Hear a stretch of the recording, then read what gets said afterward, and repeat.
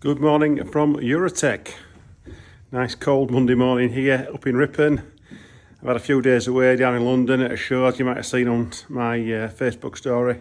But we're back in the workshop for a couple of days now and on a bit of a job, which I'll show you now.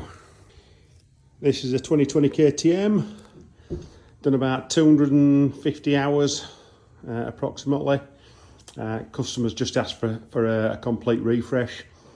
So we're going to be doing engine out, full engine rebuild, suspension out, suspension service, all new plastics, swinging arm bearings, and a few just small jobs as well, just in relation to the brakes, some new pins and pads and that sort of stuff. Nothing major there, but mainly it's going to be the engine, swinging arm, and suspension and plastics that are going to be refreshed on this.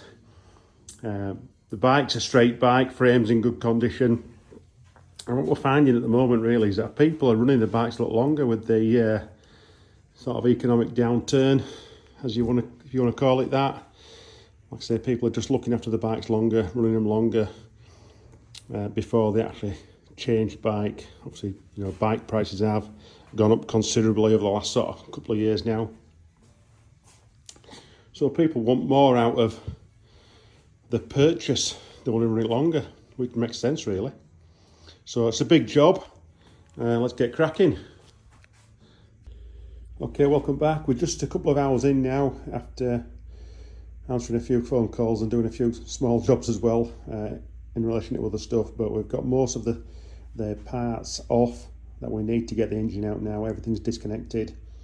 So that's the next step, getting the engine out, and then we can have a bit of a tidy up, get all relevant parts boxed up, take things off, other parts what aren't going to be needed, what are going to be going in the bin, and what we're totally replacing. And we can start getting the engine dismantled this afternoon at some point. I'm going to, once I've tidied up, take the forks out as well, and then we're just left with the frame, so the unit's sort of easier to move around, and we can store it while the engine's being rebuilt, and then I can use the ramp for doing other jobs this afternoon. Just left one bolt in there to support it.